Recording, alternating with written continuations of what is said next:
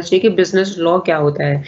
सबसे पहली चीज़ जो बिज़नेस लॉ है उसे मर्केंटाइल लॉ भी बोला जाता है, ठीक है? तो मर्केंटिलिज़्म इज़ सिमिलर टू बिज़नेस, ठीक है? तो अब इसमें क्या होता है, it regulates trade and commerce in the country.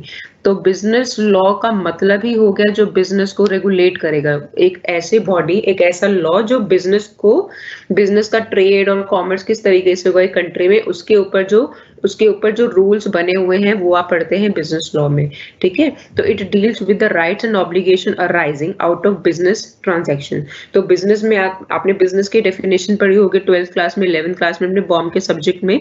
तो व्हाट इज़ अ बिज़नेस? एक ऐसी ट्रांजैक्शन जो कि जिसका पर्पस प्रॉफिट कमाना है, या फिर जो भी इकोनॉमिक ट्रांजैक्शंस होती हैं वो एक बिजनेस के अंदर आती हैं।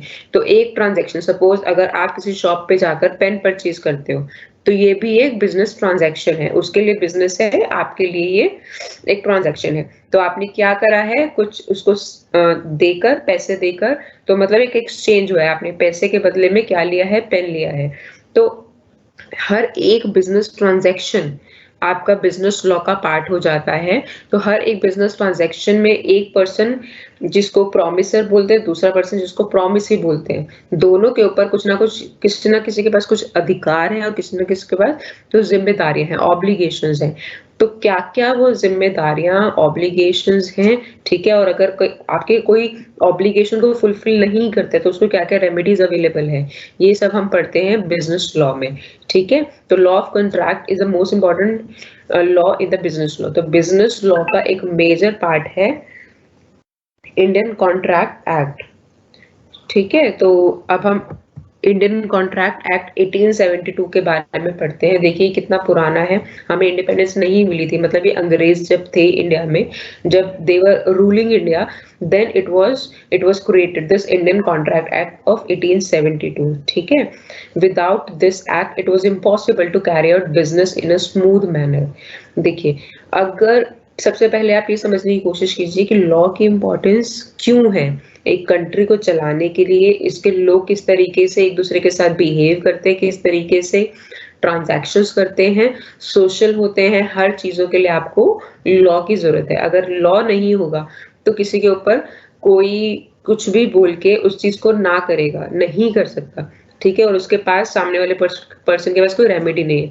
अगर सपोज मैंने बोला कि मुझे 2 लाख में ये चीज खरीदनी है और मैंने ये चीज लेके उसे 2 लाख रुपए नहीं दिए, तो उस बंदे के पास कोई रेमेडी नहीं होगी अगर एक कंट्री में लॉ नहीं होगा, ठीक है? तो वैसे ही जैसे कंट्री को चलाने के लिए, इसके लोगों को रूल करने के लिए, इसको चलाने के लिए लॉ की जरूरत है, वैसे ही बिजनेस को चलाने के लिए बिजनेस लॉ की जरूरत है, ठीक है? और उसमें सबसे जरूरी चीज है इंडियन कॉन्ट्रैक्ट एक्ट, क्योंकि आप एक ही दिन में पता नहीं कितने सारे लोग के साथ में कॉन्ट्रैक्ट बनाते हैं। फॉर एग्जाम्पल, जैसे मैंने आपको दिया, आप किसी शॉप पे जाके कोई घर का सामान खरीद रहे हैं, तो you are entering into a contract, ठीक है? अगर आप अपने कॉलेज या स्कूल की फीस देते हैं तो you are entering into contract, ठीक है? तो आप डे टू डे बेसिस पर भी आपकी जितनी सारी डीलिंग्स होती हैं, ऐसा नहीं कि हम इंडियन कॉन्ट्रैक्ट एक्ट में सिर्फ बिजनेस की बात करते हैं। हमारा एक मेन लाइन है जो पढ़ने के लिए हम बिजनेस को यूज करेंगे, लेकिन Indian contract act is use even for our day to day personal dealings, ठीक है? It is not just applicable to business only। तो वो इंडियन कॉन्ट्रैक्ट एक्ट की जरूरत क्यों है? ताकि आपकी जो भी डीलिंग्स हैं वो स्मूथली हो। तो अगर आप किसी ट्रांजैक्शन में इन्वॉल्व होते हैं तो आपके पास कुछ राइट्स है, जैसा हमने पिछली स्लाइड में पढ़ा, आपके पास कुछ राइट्स हैं, आपके पास कुछ ऑब्लिगेशंस हैं, ठीक है? और अगर आप उन्हें फुलफिल नहीं करते हो, आपका जो राइट है, आपको अधिकार नहीं मिलता, तो आप कोर्ट में जा सकते हो, केस कर सकते हो। आपकी जो ऑब्लिगेशंस आप फुलफिल नहीं करते हो तो सामने वाली पार्टी आपके अगेंस्ट केस कर सकती है, आपको सू कर सकती है, ठीक है? तो लॉ हमें क्या देता है? हमें अधिकार देता है कि हम अगर जिस भी पर्सन से कॉन्ट्रैक्ट कर रहे हैं, डील कर रहे हैं, अगर वो अपना जो भी एग्रीमेंट के अकॉर्डिंग प्रॉपर चीजों को फुलफिल नहीं करता, तो हमारे पास लीगल रेमेडी है, लीगल एक्शन हम ले सकते हैं। और उसी वजह से, लॉ की वजह से, कॉन्ट्रैक्ट एक्ट की वजह से, he is bound to perform his duties, his obligations, ठीक है? So it applies to whole of India after Jammu and Kashmir Reorganization Act 2019। जैसे कि आपको पता होगा, इंडिया का जो एक्ट है, इंडिया का कॉन्स्टिट्यूशन अलग है, जम्मू एंड कश्मीर का कॉन्स्टिट्यूशन अलग था, बिफोर 2019, ठीक है। तो जब से आर्टिकल 370 रिमूव हुआ है या फिर अब्रोगेट हुआ है कॉन्स्टिट्यूशन से, तब से जम्मू एंड कश्मीर, जब से हमारा यूटी बना है, स्टेट से यूटी का उसे दायरा स्टेटस मिला है, तब से जो भी लॉज इंडिया में एप्लीकेबल है वो ही अब जम्मू कश्मीर में भी एप्लीकेबल है। तो 2019 से पहले जो इंडियन कॉन्ट्रैक्ट एक्ट पूरे इंडिया में एप्लीकेबल था, सिर्फ और जम्मू कश्मीर में नहीं था, क्योंकि Jammu and Kashmir has its own constitution, ठीक है। हमारे संविधान में ये प्रावधान है कि हम जम्मू एंड कश्मीर को उनका कॉन्स्टिट्यूशन बनाने की आजादी दे रखी थी हमने। लेकिन अब 370 आर्टिकल हटने के बाद J&K उनका जो अलग से कॉन्स्टिट्यूशन था उसको भी हटा दिया गया है। Now it is also all the laws which are applicable within the territory of India are also applicable to the Jammu and Kashmir also, ठीक है। तो अब 2019 से पहले this Indian contract act 1872 was not applicable to Jammu and Kashmir, now it is applicable. तो अब देखिए Indian contract act basically दो हिस्सों में डिवाइडेड है। दो हिस्सों में कैसे? सबसे पहला जो प्रोविजन है, part 1 include general principles of law of contract, ये उन प्रिंसिपल्स की बात करता है या मेन डेफिनेशंस की बात करता है कि कॉन्ट्रैक्ट एक्ट होता क्या है, कौन सी पार्टी, क्या क्या उसके राइट्स है, क्या क्या ऑब्लिगेशंस है, ठीक है। तो पूरे जनरल कॉन्ट्रैक्ट एक्ट को डिफाइन करके चलता है, ठीक है। ऑफर क्या होता है, एक्सेप्टेंस क्या होता है,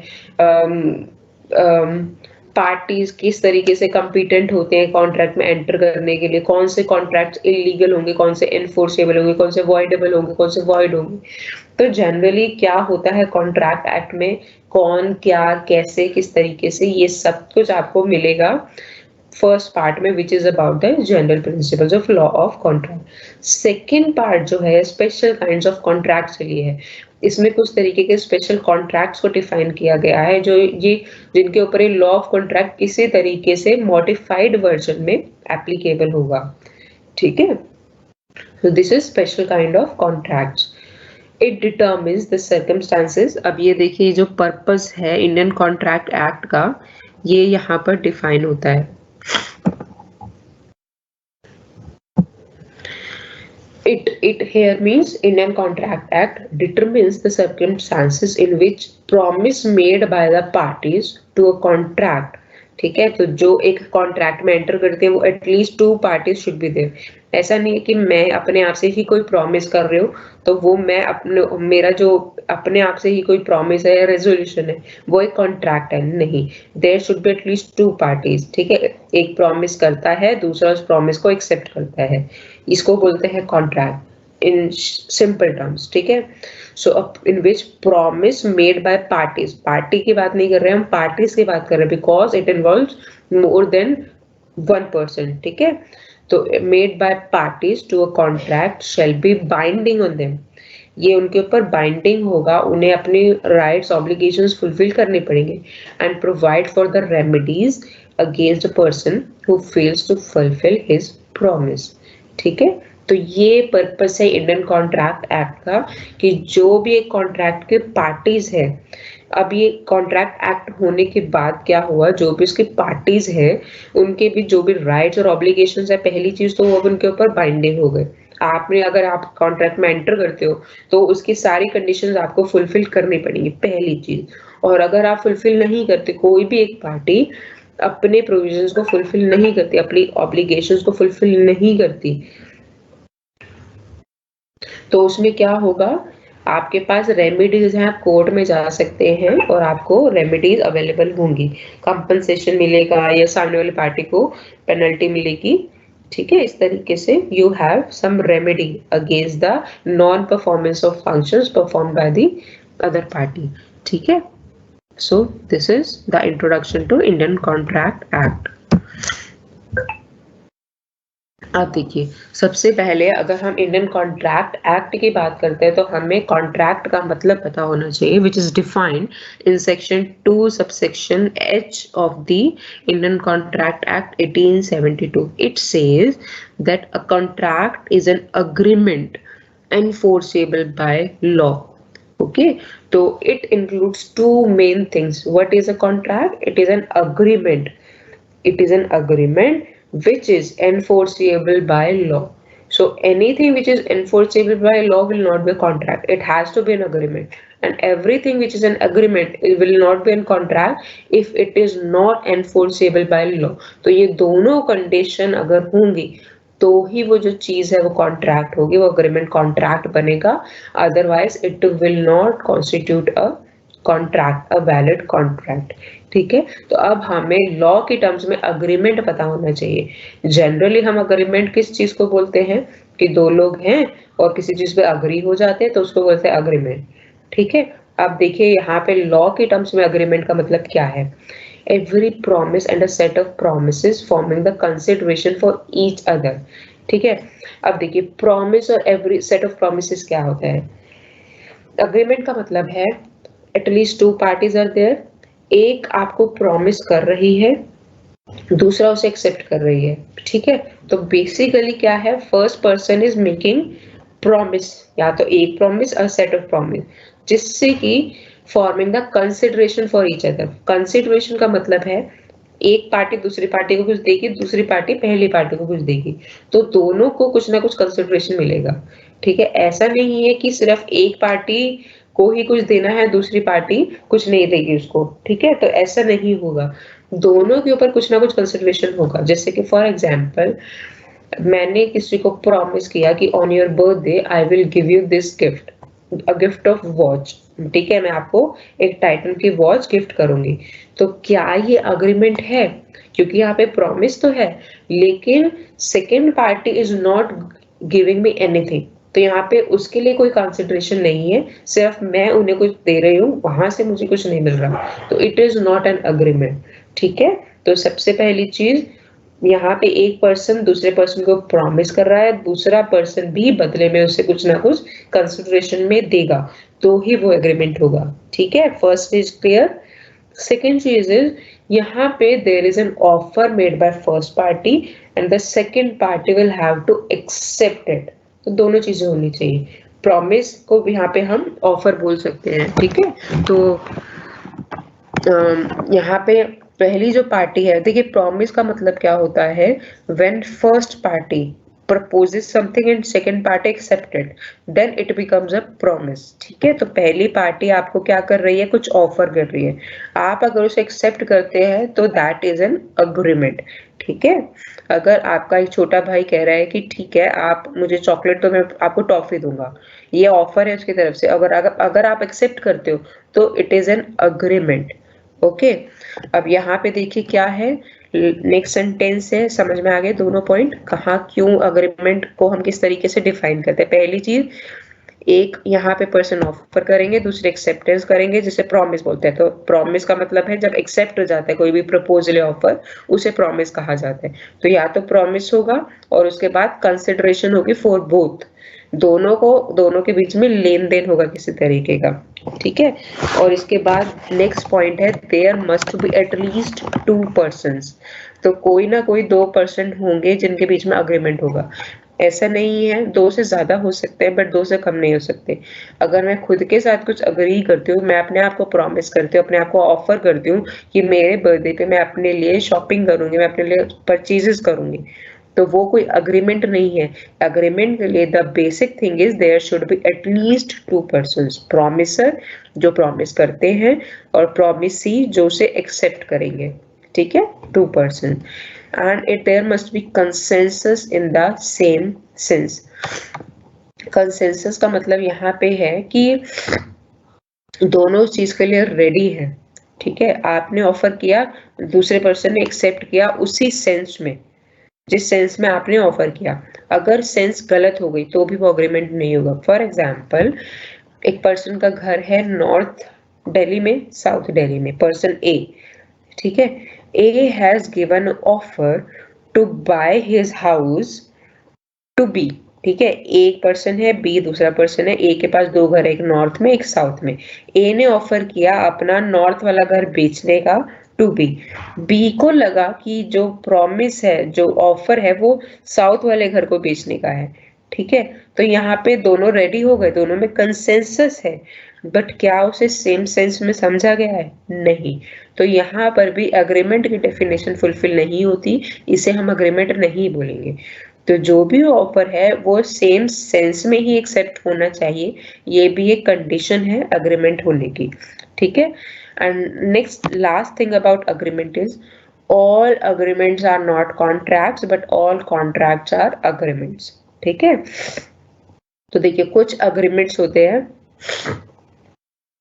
जो कॉन्ट्रैक्ट नहीं होंगे, बट हर एक कॉन्ट्रैक्ट अग्रीमेंट जरूर होगा, क्योंकि कॉन्ट्रैक्ट बनता ही दो चीजों से, अग्रीमेंट होगा और वो अग्रीमेंट लीगली बाइंडिंग होगा, एनफोर्सेबल बाय लॉ होगा, तभी वो कॉन्ट्रैक्ट होगा। मतलब हर एक कॉन्ट्रैक्ट जो है अग्रीमेंट तो होगा ही, ठीक है, बट हर एक अग्रीमेंट कॉन्ट्रैक्ट भी होगा ये जरूरी नहीं है। देखिए इसका एक एग्जांपल देती हूँ मैं। बहुत सारे ऐसे अग्रीमेंट हैं जो कि एनफोर्सेबल बाय लॉ नहीं होंगे, लीगली बाइंडिंग नहीं होंगे, तो वो कॉन्ट्रैक्ट नहीं होंगे, ठीक है। फॉर लेकिन वो अग्रीमेंट होंगे, बाकी सारी कंडीशन फुलफिल होंगी। अब देखिए आपकी रिलेटिव ने आपको एक इनविटेशन दिया है, ऑफर दिया है, आपको इनवाइट किया है अपनी मैरिज में, तो ये एक अग्रीमेंट है। क्या ये कॉन्ट्रैक्ट है? अगर आप उस कंडीशन को फुलफिल नहीं करते, ठीक है, अगर आप उस ऑफर को एक्सेप्ट नहीं करते, तो क्या आप कोर्ट में जा सकते हो?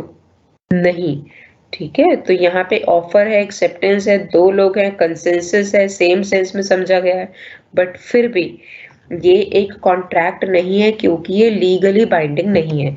अगर एक पर्सन किसी की शादी के इनविटेशन को एक्सेप्ट नहीं करता, तो क्या वो पर्सन उनके लिए कोर्ट में जाके सू कर सकता है, केस लड़ सकता है कि नहीं मैंने तो इन्हें बुलाया था जी, ये पर्सन आए नहीं। तो these are not binding by law. तो इसीलिए ये अग्रीमेंट तो है, लेकिन ये एक कॉन्ट्रैक्ट नहीं है, ठीक है। अब फिर से पढ़िए स्टेटमेंट को, अब ये स्टेटमेंट और क्लियर हो जाएगी।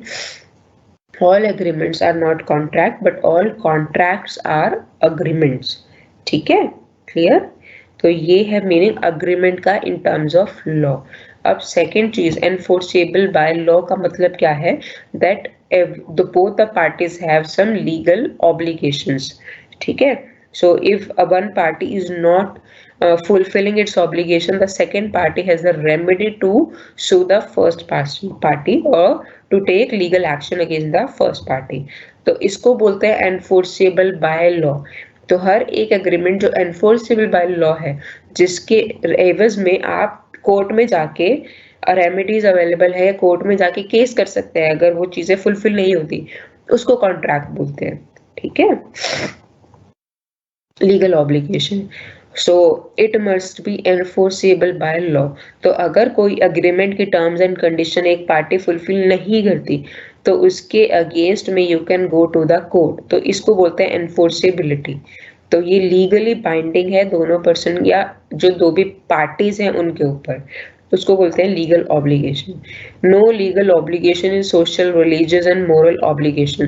तो देखिए ये जो सोशल एग्रीमेंट्स होते हैं, रिलीजियस एग्रीमेंट्स हैं, मोरल ऑब्लिगेशंस हैं, इनके ऊपर normally these are not enforceable by law, ठीक है। फॉर एग्जाम्पल अगर एक मैरिज के बाद में हस्बैंड और वाइफ के बीच में कुछ ऑब्लिगेशंस हैं, सोशल ऑब्लिगेशंस हैं, कि एक वाइफ को कुछ चीजें फुलफिल करनी है और हस्बैंड को कुछ चीजें फुलफिल करनी है, लेकिन अगर वो चीजें फुलफिल नहीं होती, तो क्या वो दोनों एक दूसरे के ऊपर कोर्ट में जाके केस कर सकते हैं? नहीं, ठीक है, क्योंकि ये सोशल ऑब्लिगेशन है, ठीक है। लेकिन बहुत सारी चीजें वहां पर कॉन्ट्रैक्ट के फॉर्म में भी होती हैं। अगर हस्बैंड वाइफ में डाइवोर्स होता है, तो हस्बैंड को मेंटेनेंस चार्जेस देने होते हैं अपनी वाइफ को, और अगर वो नहीं दिए जाते, तो the wife can sue that person, that husband. तो वो क्या होगा? वो कॉन्ट्रैक्ट होगा। लेकिन जो सोशल ऑब्लिगेशंस हैं और रिलीजियस ऑब्लिगेशन है, कि जैसे मैंने टेंपल में जाके पुजारी जी को कहा कि मैं हर महीने आके इतना रुपए में दान करूंगी, या फिर मैंने अग्रीमेंट किया, मैंने ऑफर या फिर मैंने प्रॉमिस किया कि मैं हर महीने 1000 रुपए आपकी दान पेटी में आपको दान करूंगी मंदिर में। तो ये एक रिलीजियस ऑब्लिगेशन है, ठीक है, ये कोई लीगल ऑब्लिगेशन नहीं है। अगर मैं ऐसा नहीं करती तो पंडित जी जाके मेरे ऊपर केस नहीं कर सकते कि उन्होंने तो प्रॉमिस किया था, he is not fulfilling his obligation. नहीं, क्यों? क्योंकि ये रिलीजियस ऑब्लिगेशंस हैं जिनकी इंटेंशन ही लीगल बाइंडिंग ना बनाने की होती है, ठीक है। तो वो एक लीगल ऑब्लिगेशन क्रिएट ना करना ही इनका पर्पस होता है। ये ट्रस्ट के बेसिस पे क्रिएट किए गए ऑब्लिगेशन है, social obligation, religious, moral obligations, ठीक है। It must be an intention to create legal obligation. तो देखिए ये भी बहुत जरूरी है कि इंटेंशन होनी चाहिए लीगल ऑब्लिगेशन क्रिएट करने की। अगर इंटेंशन ही नहीं है तो वो कॉन्ट्रैक्ट नहीं होगा। तो जो जो हम ऊपर बात कर रहे थे, social obligation, religious and moral obligation, यहाँ पे इंटेंशन नहीं होती कि कोई लीगल ऑब्लिगेशन क्रिएट किया जाए, इसीलिए वो कॉन्ट्रैक्ट के डेफिनेशन के अंडर फॉल नहीं करते, ठीक है। So all legal obligations are not contracts. तो देखिए ये जो चीज है कॉन्ट्रैक्ट की डेफिनेशन है, दोनों चीजें इसमें होना जरूरी है, अग्रीमेंट भी और इन्फोर्सेबिलिटी बाय लॉ। तो देखिए ऑल लीगल ऑब्लिगेशन, यहाँ पे हम बात कर रहे हैं सिर्फ लीगल ऑब्लिगेशन की, कि कोई ऐसी चीज जो लीगली बाइंडिंग तो है, तो क्या हर एक चीज जो लीगली बाइंडिंग है कॉन्ट्रैक्ट हो गई? नहीं, यहाँ पे एक अग्रीमेंट होना भी जरूरी है। तो अगर अग्रीमेंट भी मिसिंग है तो वो भी चीज कॉन्ट्रैक्ट नहीं होगी। फॉर एग्जाम्पल कोर्ट ने आपको पनिशमेंट दी है किसी सजा में कि आपको इतना कंपनसेशन पे करना है, तो you are legally obliged to pay that amount. तो यहाँ पर लीगल ऑब्लिगेशन तो है, बट क्या ये कॉन्ट्रैक्ट है? क्या यहाँ पे अग्रीमेंट हुआ है कोर्ट और मेरे बीच में? क्या यहाँ पे कोई कंसेंसस था? नहीं। यहाँ पे क्या प्रॉफर और एक्सेप्टेंस हुआ? नहीं। ये तो मुझे डायरेक्शन मिली है, मुझे ऑर्डर मिला है कि आपको ये करना ही है, ठीक है। तो ये इन्फोर्सेबल है, लीगल ऑब्लिगेशन है, बट क्या ये कॉन्ट्रैक्ट है? नहीं, ठीक है। तो कॉन्ट्रैक्ट के लिए दो मेन चीजें क्या चाहिए? There should be an agreement and it should be legally binding, ठीक है। दोनों चीजों में से एक भी मिसिंग है तो वो कॉन्ट्रैक्ट की डेफिनेशन में फॉल नहीं करेगा, ठीक है। Now difference between agreement and contract. तो जैसा कि हमने पढ़ा, एक कॉन्ट्रैक्ट क्या होता है, legally binding agreement is a contract. तो दोनों टर्म्स में क्या डिफरेंस है?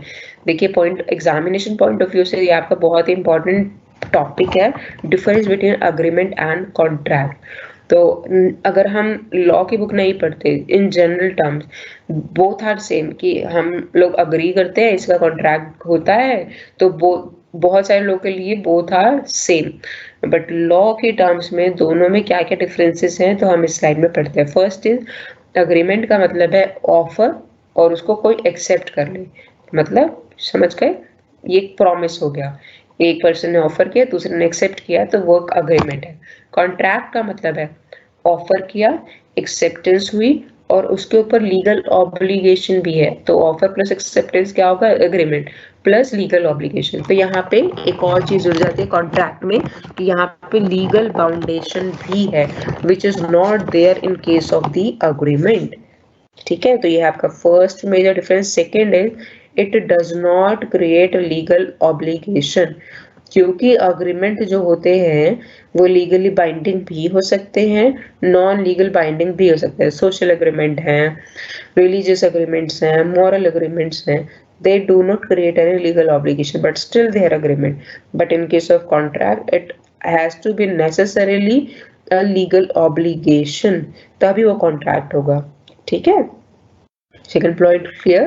Third is not all agreements are contracts. तो जो सारे agreements हैं वो सारे के सारे contract हो ये जरूरी नहीं है, ठीक है। कुछ agreement लीगली बाइंडिंग नहीं होते तो उन्हें आप कॉन्ट्रैक्ट नहीं बोलोगे, लेकिन हर एक कॉन्ट्रैक्ट एग्रीमेंट जरूर होता है, क्योंकि कॉन्ट्रैक्ट बनता ही एग्रीमेंट से है। एग्रीमेंट प्लस लीगल ऑब्लिगेशन होगी तो ही वो कॉन्ट्रैक्ट होगा।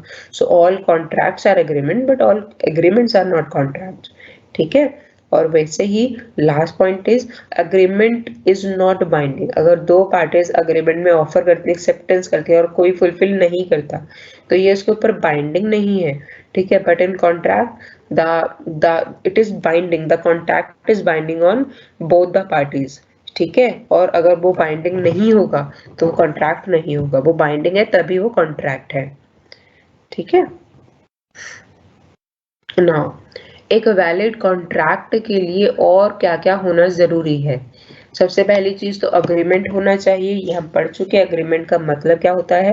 उसके बाद है इंटेंशन होनी चाहिए कि वो जो कॉन्ट्रैक्ट है, वो जो अग्रीमेंट है, वो उसको हम लीगली कॉन्ट्रैक्ट बनाए, मतलब लीगल ऑब्लिगेशंस क्रिएट हो। ठीक है, तो वो इंटेंशन बहुत जरूरी है, ये भी हम कर चुके हैं। Yes, free consent should be there. अब यहाँ पे फ्री कंसेंट का मतलब क्या है।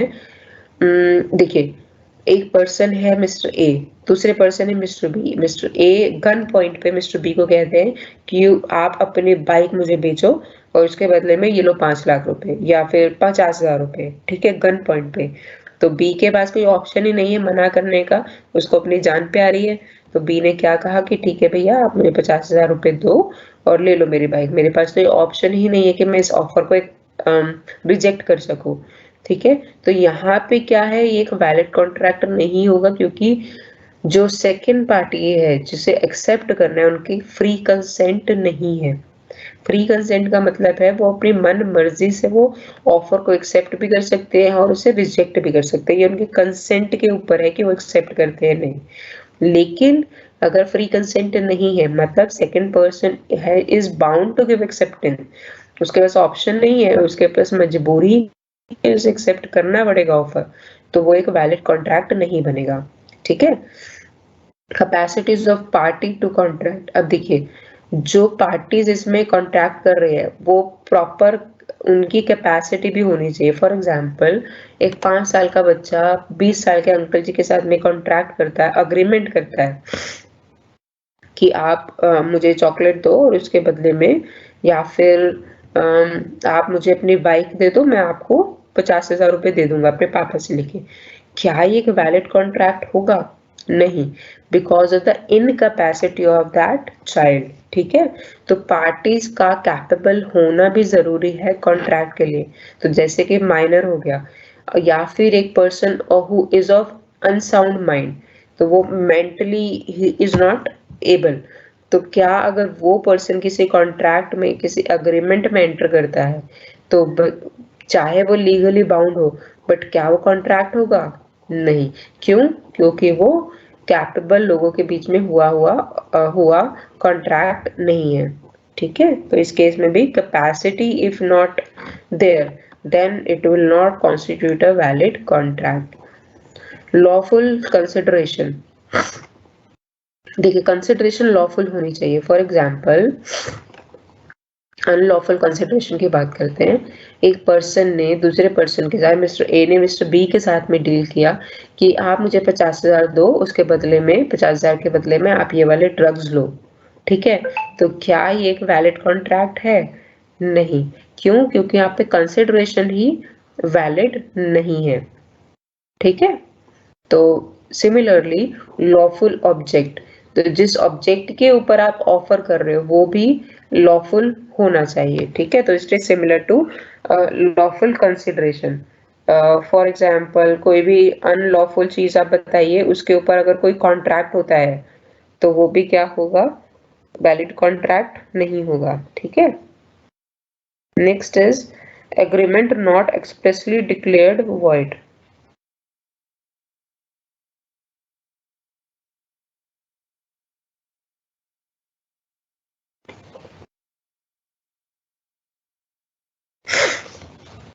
Agreements not expressly declared void. अब देखिए, इंडियन कॉन्ट्रैक्ट एक्ट में एक लिस्ट दे रखी है जो अग्रीमेंट्स को आप वॉइड, जो वॉइड ही रहेंगे और वो कॉन्ट्रैक्ट नहीं बन सकते। ठीक है, तो उस लिस्ट में अगर आप किसी चीज पे कॉन्ट्रैक्ट करते हो तो उसको तो आप कॉन्ट्रैक्ट बोलेंगे ही नहीं, चाहे वो लीगली बाउंडिंग ही क्यों ना हो। ठीक है, तो वो अग्रीमेंट्स की लिस्ट आपके इंडियन कॉन्ट्रैक्ट एक्ट में गिवन है, तो अगर आप उसमें डील करते हैं तो वो वॉइड ही होंगे। ठीक है, उसके बाद है सर्टेनिटी ऑफ मीनिंग।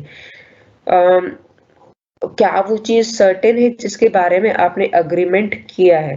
देखिए, अगर आप किसी को कहते हैं कि आप मुझे अभी 50,000 दीजिए, जब मेरे पास फ्यूचर में पैसे होंगे, या फिर जब मैं फ्यूचर में घर खरीदूंगा तो उसका 50% आपका होगा। ये एक सर्टेनिटी नहीं है, क्योंकि we are talking about future. तो वो फ्यूचर अनसर्टेन है। अभी आपके पास वो घर है ही नहीं जिसके बारे में आप अग्रीमेंट कर रहे हो। आप फ्यूचर में उसे कब खरीदोगे, उसे दोगे, नहीं दोगे, तो क्या ये एक वैलिड कॉन्ट्रैक्ट है? नहीं, ये एक वैलिड कॉन्ट्रैक्ट नहीं है, क्योंकि यहाँ पे सर्टेनिटी नहीं है, श्योरिटी नहीं है। ठीक है, फ्यूचर के बारे में है तो वो सारे जो अग्रीमेंट्स होंगे वो अनसर्टेन होंगे। ठीक है, तो इसी की वजह से if the object is uncertain, how you can make a agreement out of it. ठीक है, तो इन that case also that will not constitute a valid contract. Possibility of performance, देखिए परफॉर्मेंस की पॉसिबिलिटी होनी चाहिए। फॉर एग्जाम्पल, आपने किसी को कहा कि आप मुझे 10 लाख रुपए दो, उसके बदले में मैं आपको तारे तोड़ के लेके लाऊंगा, तो क्या यहाँ पे परफॉर्मेंस की पॉसिबिलिटी है? नहीं। ठीक है, अगर एक person who is physically not fit और he is not able to dance, अगर वो किसी के साथ कॉन्ट्रैक्ट करता है डांस परफॉर्मेंस का आफ्टर 2 years, ठीक है, तो क्या ये एक वैलिड कॉन्ट्रैक्ट होगा? नहीं, because he is incapable of performing dance art. ठीक है, तो यहाँ पे परफॉर्मेंस हो ही नहीं सकता, पॉसिबिलिटी ही नहीं है, तो ये एक वैलिड कॉन्ट्रैक्ट नहीं होगा। जब तक परफॉर्मेंस की पॉसिबिलिटी है तो ही वो वैलिड कॉन्ट्रैक्ट होगा। अब उसके बाद है लीगल फॉर्मेलिटीज। कुछ अग्रीमेंट में, फॉर एग्जांपल, अगर आपको किसी से घर खरीदना है तो आपको पता होगा कि कितना सारा लीगल पेपर, रजिस्ट्रेशन यहाँ पे, और रजिस्ट्रार के पास जाके आपको साइन करना होता है, बहुत सारी फॉर्मेलिटीज होती हैं। ठीक है, स्टैम्प पेपर पे सारा प्रिंट आपको करवाना पड़ता है, प्रॉपर रजिस्ट्री होती है, तो ये सब कुछ होता है। तो अगर लीगल फॉर्मेलिटीज ही आप फुलफिल नहीं कर रहे हो, कि वो पेपर वर्क पूरा नहीं हो रहा है, तो क्या वो कॉन्ट्रैक्ट वैलिड होगा? क्योंकि वहां पे इंटेंशन है, वहां पे अग्रीमेंट है, वहां पे legal enforceable, because of technical reason it is not legally enforceable, so it will not be a valid contract. तो जैसे ही आप वो डिफेक्ट्स को, टेक्निकल डिफेक्ट्स को दूर करेंगे, तभी वो जो कॉन्ट्रैक्ट है वो वैलिड कॉन्ट्रैक्ट बन जाएगा। तो यहाँ पे because you have not fulfilled some of the legal formality, it will not constitute a valid contract. ठीक है, कभी आपने रजिस्टर नहीं कराया, या फिर स्टैंप ड्यूटी को पे आपने नहीं किया, तो ये बहुत सारे रीजंस हो सकते हैं, टेक्निकल रीजंस, जिसकी वजह से आपका कॉन्ट्रैक्ट एक वैलिड कॉन्ट्रैक्ट नहीं होगा। ठीक है, तो ये थे आपके essentials for a valid contract. अब पढ़ते हैं काइंड्स ऑफ कॉन्ट्रैक्ट। देखिए, कॉन्ट्रैक्ट्स को हम 3 कैटेगरीज में, 3 बेसिस के वजह से हम डिवाइड कर सकते हैं। First is on the basis of creation, एक कॉन्ट्रैक्ट किस तरीके से क्रिएट किया जा सकता है।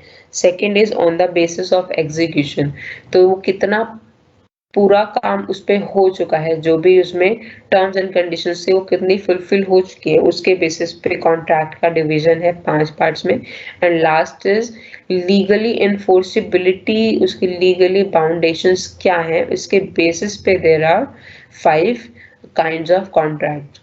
तो let's start with the on the basis of creation.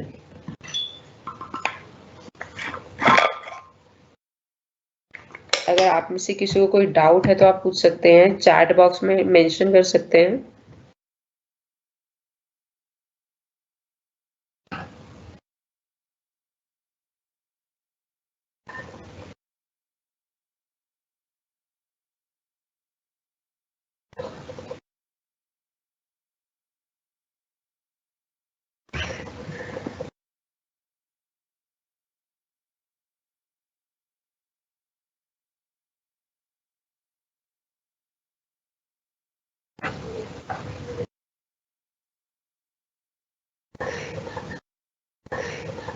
Divide the category of contracts into 2 parts.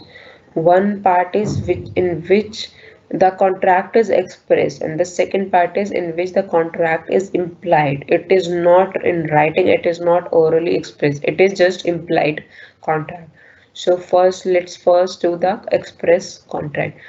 Express contract वो कॉन्ट्रैक्ट है जिसमें पूरा का पूरा offer, acceptance, terms and conditions, everything is expressed either orally और थ्रू और इन राइटिंग। तो या तो आप राइटिंग में हर चीज एक्सप्रेस कर रहे हैं दोनों पार्टीज, कि क्या राइट्स होंगे, क्या ऑब्लिगेशंस होंगी, क्या ऑफर है, क्या एक्सेप्टेंस है, कब तक एक्सेप्ट करना है, कितना टाइम पीरियड है, everything is given in the express contract.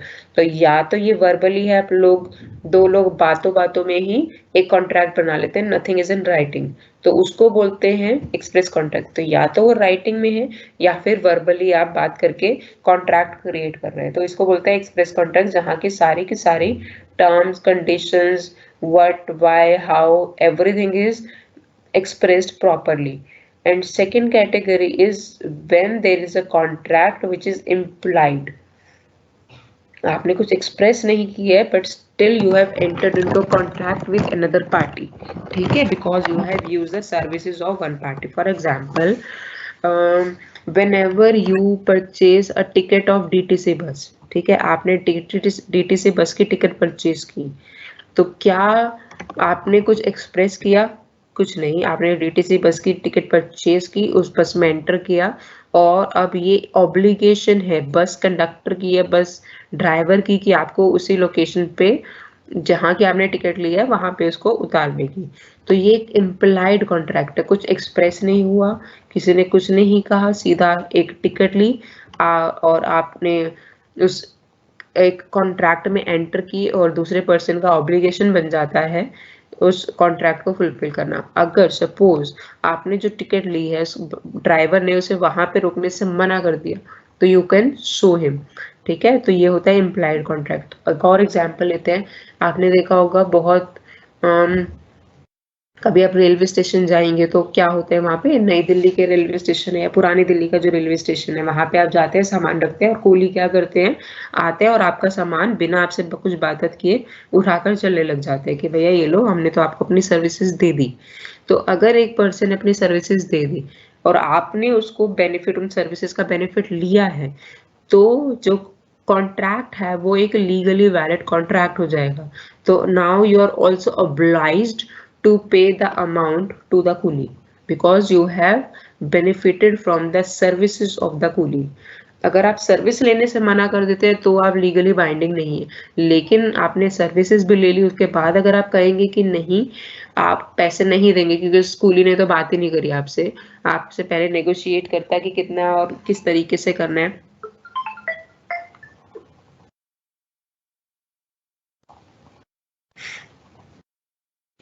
ठीक है। तो ये होते हैं इम्प्लाइड कॉन्ट्रैक्ट, जहाँ पे कॉन्ट्रैक्ट के टर्म्स एंड कंडीशंस कुछ भी नहीं हुए हैं, लेकिन एक पर्सन ने दूसरे पर्सन की सर्विसेज को यूज कर लिया और उसके बाद he has voluntarily entered into a contract with him. तो इसको बोलते हैं इम्प्लाइड कॉन्ट्रैक्ट, जहाँ पे नथिंग इज एक्सप्रेस, ना राइटिंग में ना वर्बली कोई बात नहीं हुई, सीधा आप दोनों कॉन्ट्रैक्ट की पार्टी बन चुके हो, ठीक है। तो ये होता है the kinds of contract on the basis of creation. Second category is contracts can be divided on the basis of execution, ठीक है। So first type of contract is executed contract. Executed contract का मतलब क्या है, जहाँ पे execution हो चुका है, both the parties have fulfilled the obligations of the contract. For example, you have entered into a shop to purchase something, you have uh, taken the goods and you have paid for the goods, so this contract is an executed contract, जहाँ पे पहले person ने सामान खरीदा और उसकी obligation है पे करना उसके बदले में, तो उसने पे कर दिया, तो दिस इज एग्जीक्यूटेड कॉन्ट्रैक्ट, ठीक है। सेकेंड इज एग्जीक्यूटरी कॉन्ट्रैक्ट, जहाँ पे सिर्फ ऑफर हुआ है, एक्सेप्टेंस अभी तक नहीं हुआ है, मतलब एक्सेप्ट हो गया लेकिन एग्जीक्यूशन में भी कुछ भी नहीं हुआ, तो उसको बोलते हैं एग्जीक्यूटरी कॉन्ट्रैक्ट, जहाँ पे अभी एग्जीक्यूशन नहीं हुआ है। फॉर एग्जाम्पल, आपने कहा है या आपने ऑफर किया है किसी को कि अगर आप ये bike, I want to sell my bike for ₹50,000, ठीक है, उसने कहा कि ठीक है मैं ये 50,000 आपको पे कर दूंगा, तो both the parties have entered into a legally binding agreement, तो उनके बीच में कॉन्ट्रैक्ट हो चुका है, but nobody has performed their obligation, तो अभी तक बाइक का भी ट्रांसफर नहीं हुआ है, पैसों का भी ट्रांसफर नहीं हुआ है, तो इन कॉन्ट्रैक्ट्स को बोलते हैं एग्जीक्यूटरी कॉन्ट्रैक्ट्स, ठीक है, जहां पे दोनों ही पार्टीज ने अभी तक अपनी ऑब्लिगेशंस को एग्जीक्यूट नहीं किया है और वो फ्यूचर में नियर डेट में उसे एग्जीक्यूट करेंगे, तो इसको बोलते हैं एग्जीक्यूटरी कॉन्ट्रैक्ट। ठीक है, second is partly, third category is partly executed partly executory. मतलब एक पार्टी ने एग्जीक्यूट कर दिया है, अपना फंक्शन कर दिया है, अपनी ऑब्लिगेशंस फुलफिल कर दी है, दूसरी पार्टी को अभी अपनी ऑब्लिगेशंस फुलफिल करनी है, तो ये वाला थर्ड कैटेगरी होगा जहां पे contract is being partly executed and it remains partly executory. For example, let's take the same example of selling the bike. A said to B that I want to sell this bike for rupees 50,000. B said okay, I will purchase that bike at rupees 50,000. दोनों के बीच में contract हो गया. Now B has given 50,000 to A. अब A को अपनी bike जो है B को देनी है, तो B ने अपना काम कर लिया, तो ये हो गया पार्टली एग्जीक्यूटेड. B ने, एक पार्टी ने अपना काम कर लिया, तो ये है पार्टली एग्जीक्यूटेड. एक पार्टी को अभी अपना काम करना है, तो वो हो गया पार्टली एग्जीक्यूटरी. मतलब दोनों में से एटलीस्ट एक पार्टी ने कुछ परफॉर्म कर दिया है फंक्शन, और दूसरी पार्टी इज अभी, उनका जो फंक्शन है एग्जीक्यूशन अभी रहता है. तो ये होगी third category where it is partly, the contract is partly executed and partly executory. ठीक है, अब इसको एक और कैटेगरी में भी डिवाइड कर सकते हैं on the basis of execution, unilateral and bilateral. Unilateral में है आपका कॉन्ट्रैक्ट तब बनता है जब एक उसका execution by one party has been done. For example, you have purchased a movie ticket. ठीक है, तो यहाँ पे क्या हुआ है, अभी आपने मूवी देखी नहीं है, सिर्फ मूवी टिकट परचेज कर लिया है. मूवी टिकट परचेज करने का मतलब है आपने मूवी टिकट परचेज की है तो आप उसे देखेंगे ही, देखने के लिए मूवी परचेज किया है टिकट. ठीक है, यहाँ पे दो पार्टीज हैं, hall, movie theatre hall, and the person who has bought the ticket. दो पार्टीज हैं, और जो फर्स्ट अग्रीमेंट, अब आपका जो कॉन्ट्रैक्ट बना है वो कैसे बना है, when the first party has executed the contract obligation. उन्होंने क्या करा, कॉन्ट्रैक्ट कैसा है, टिकट के पैसे दो, मूवी देखो, दिस इज द कॉन्ट्रैक्ट. अब फर्स्ट पार्टी ने वो कैसे कॉन्ट्रैक्ट में एंटर किया, बाय परचेजिंग द टिकट. ठीक है, तो फर्स्ट जो फंक्शन है आपका एग्जीक्यूशन हो चुका है. ठीक है, आपका कॉन्ट्रैक्ट ही एग्जीक्यूशन के साथ में बना है, एंटर हुए हो आप, एग्जीक्यूशन हो चुका है, उसके बाद ही आप कॉन्ट्रैक्ट के टर्म्स में एंटर करते हो, तो उसको बोलते हैं यूनिलैटरल कॉन्ट्रैक्ट. ठीक है, तो आपका कॉन्ट्रैक्ट स्टार्ट कब होता है, by performing the obligation by one person. Now the contract terms have been started. ठीक है, तो ये होता है यूनिलैटरल. बायलैटरल में when both the parties have done their work, they have executed their work, then it will be known as bilateral contract. ठीक है, तो ये हैं kinds of contracts on the basis of execution. Now the third category is whether the contracts are enforceable by law or not. So what are the different categories of enforceability? Let's do it in third column. So first is valid contract. ठीक है, तो इसके बारे में हम पढ़ते हैं next slide में. On the basis of enforceability, so first is a valid contract. तो एक वैलिड कॉन्ट्रैक्ट किसे बोलेंगे, हु फुलफिल्स अ कॉन्ट्रैक्ट और an agreement that fulfils all the essentials of a contract. जो अभी हमने 10 एसेंशियल्स पढ़े ना, इंटेंट होना चाहिए to make it legally binding, free consent होना चाहिए, परफॉर्मेंस सर्टेनिटी मीनिंग होना चाहिए, परफॉर्मेंस पॉसिबिलिटी होना चाहिए. सो अगर एक एग्रीमेंट ये सारे के सारे 10 एसेंशियल्स को फुलफिल करता है, तो वो जो कॉन्ट्रैक्ट होगा वो एक वैलिड कॉन्ट्रैक्ट होगा. ठीक है, नाउ वॉइड कॉन्ट्रैक्ट. वॉइड का मतलब है which does not exist any more. पहले कोई कॉन्ट्रैक्ट था, now it does not exist, तो it will be known as void. बिल्कुल खाली, खाली का मतलब नो ऑब्लिगेशन, नो राइट्स. ठीक है, तो ये एक वॉइड कॉन्ट्रैक्ट है.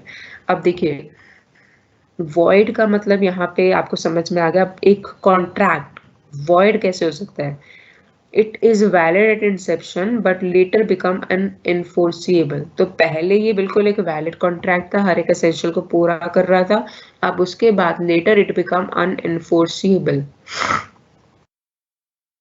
तो अब ये क्या क्या हो सकता है, इसके क्या क्या रीजन हो सकते हैं?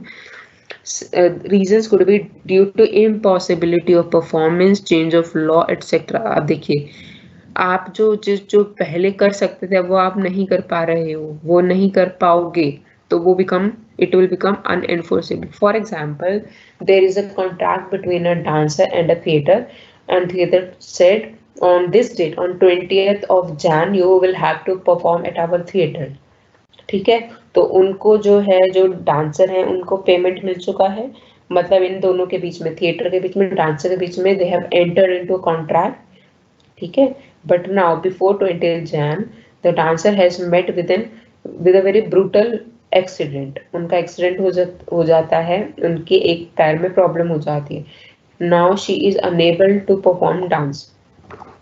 तो यहाँ पे क्या हो गया, जो स्टार्टिंग में जो अग्रीमेंट, जो कॉन्ट्रैक्ट वैलिड था, सारे सेशंस पूरे कर रहा था, because of the uncertainty of future the performance has become impossible. Now you can not perform the terms and conditions of the contract. अब आप उसे परफॉर्म ही नहीं कर सकते हो because of impossibility of performance, ठीक है। आपके एक्सीडेंट की वजह से आप डांस परफॉर्म नहीं कर सकते। तो अब क्या होगा, पहले वो वैलिड था, लेकिन क्योंकि अब एक पार्टी इनकैपेबल हो गई है, इम्पॉसिबल हो गया परफॉर्म करना, तो ये क्या हो जाएगा, एग्रीमेंट खत्म हो जाएगा, वहीं पे वॉइड हो जाएगा, ठीक है। या फिर change of law, for example there is a contract between two persons. A said I will sell you my land इतना इतना रुपए में, 10 lakhs में, I will sell you my land, agricultural land. अब जब ये कॉन्ट्रैक्ट हुआ, इन लोगों का लीगल पेपर वर्क ही चल रहा था कि कंट्री में गवर्नमेंट ने एक लॉ निकाल दिया कि अब कोई भी पर्सन अगर उसे अपना एग्रीकल्चरल लैंड सेल करना है तो वो सिर्फ गवर्नमेंट को कर सकता है, ना ही किसी प्राइवेट पार्टी को। तो अब देखिए, जब ये कॉन्ट्रैक्ट बना था तब ये बिल्कुल वैलिड था, सारे टर्म्स एंड कंडीशंस फुलफिल करके। लेकिन जब तक ये प्रॉपरली वैलिड साइन वन हुए लेटर डेट में, परफॉर्मेंस से पहले, एग्जीक्यूशन से पहले, क्योंकि लॉ में चेंज हो गया है, इट बिकम्स वॉइड। अब ये किसी काम का नहीं है, ठीक है, समझ रहे हैं आप वॉइड का मतलब यहाँ पे। Now, void contracts are different from void agreements. Void agreement का मतलब है, देखिए कॉन्ट्रैक्ट बनता है प्रॉपर अग्रीमेंट और इन्फोर्सेबिलिटी बाय लॉ से, लेकिन अब कोई अग्रीमेंट ही वॉइड है तो क्या वो कॉन्ट्रैक्ट बन सकता है? वो कॉन्ट्रैक्ट तक किस चीज तक आएगा ही नहीं, ठीक है। तो it is different from void agreement. For example, there is an agreement between two brothers. एक ब्रदर अपने छोटे भाई से कहता है कि जब तक आप मेरे लिए चंदा मामा नहीं लेकर आओगे तब तक मैं आपके लिए ये वाला काम नहीं करूंगा। तो ये क्या है, अग्रीमेंट है, लेकिन दो भाइयों के बीच में है, बट क्या ये वॉइड है?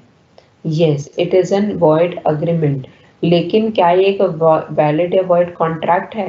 नहीं, it will never become a contract because contract, the essential thing is the agreement should not be void, ठीक है। तो यहाँ पे अगर एग्रीमेंट ही void है तो कॉन्ट्रैक्ट बनेगा ही नहीं। तो जो void agreements होते हैं उनको बोलते हैं void ab initio। ये ab initio का मतलब है from the initial step they are void। तो आप अग्रीमेंट को void बोल सकते हैं। अगर एक कॉन्ट्रैक्ट void है तो मतलब वो पहले कभी वैलिड था, कुछ सर्कमस्टांसेस के चेंजेस की वजह से now it has become void, ठीक है। तो this is the void contract. Third is voidable contract. अब देखिए, ये बहुत ही इंटरेस्टिंग कैटेगरी है voidable। voidable का मतलब है which can be voided, which can be suspended। तो देखिए, दो पार्टीज हैं जो कॉन्ट्रैक्ट में एंटर करती हैं, ठीक है, दोनों की कुछ ना कुछ ऑब्लिगेशंस हैं, दोनों की कुछ ना कुछ राइट है। एक पार्टी एंटर करी बी के साथ में, A, Mister A has entered into contract with Mister B, ठीक है। अब now B has an option to either make it void or to make it valid. This is known as voidable agreements, voidable contracts. जिसको आप चाहें तो enforceable होगा, आप चाहें तो एनफोर्सेबल नहीं होगा। अग्रीव्ड पार्टीज आए तो, नॉट बोथ द पार्टीज। जिन्होंने ऑफर किया वो नहीं, जिन्होंने एक्सेप्ट किया वो बताएंगे कि weather it should be made void or it should be made valid. So enforceable at the option of one party, यहाँ पे एक पार्टी को ऑप्शन मिलता है कि आप इस अग्रीमेंट को फ्यूचर में वैलिड रखना चाहते हैं कि वॉइड करना चाहते हैं। तो it is based on the description of that one party person, ठीक है। Until set aside it is valid, तो जब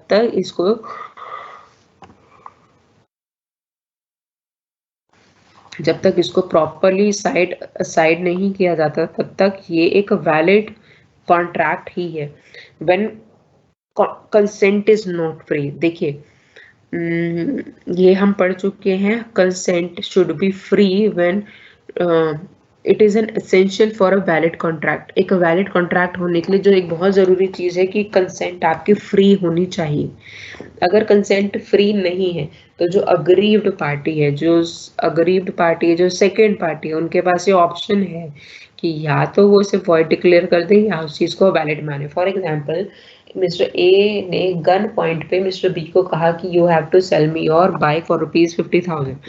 अब mister A has given him 50,000 रुपी।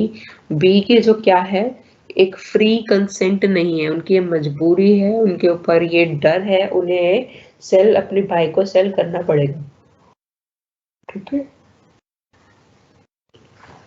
अपनी बाइक को सेल उन्हें करना ही पड़ेगा। यहाँ पर the aggrieved party mister B, जिनके ऊपर क्वेश्चन से ये अग्रीमेंट साइन करवाया गया, उन्होंने अब उनके पास ऑप्शन है कि या तो वो इसे वॉइडेबल मतलब वैलिड डिक्लेयर कर सके या फिर उसे कहें कि नहीं भैया मेरा तो क्वेश्चन, मैं तो नहीं चाहता था अपनी बाइक को सेल करना, सो it will become a void contract, ठीक है। तो इसको बोलते हैं voidable. When in voidable contracts the option to make the contract valid or void is given to one aggrieved party, and it is applicable only in case when the consent is not free, ठीक है। तो voidable जो situation है, voidable contract की तभी है जब आपकी कंसेंट आपकी फ्री नहीं है, नॉट इन अदर केसेस, ठीक है। Can not B set aside if benefit is taken by the aggrieved party. अब देखिए यहाँ पे अग्रीव, मैंने बताया अग्रीव पार्टी के पास ये ऑप्शन है कि वो इस चीज को या तो वैलिड डिक्लेयर कर दे, कॉन्ट्रैक्ट को अवॉइड कर दे, ठीक है। लेकिन ये ऑप्शन उनका हट जाएगा if he has taken the benefit of the contract. जैसे कि मैंने आपको एग्जांपल दी बाइक का, a person mister A said कि आप अपनी मुझे बाइक दो और आप मुझसे 50,000 ले लो। तो जब तक अगर मिस्टर बी हैज एक्सेप्टेड ₹50,000 तो this option will be taken away from B, this option will not be no more available to mister B. अगर उनके पास अभी उन्होंने पैसे भी नहीं एक्सेप्ट किए, बाइक भी नहीं सेल करी, तब उनके पास ये ऑप्शन है टू मेक इट वॉइड, ठीक है। After accepting the benefit you are not given a chance to make it void, then it will be a valid contract, ठीक है।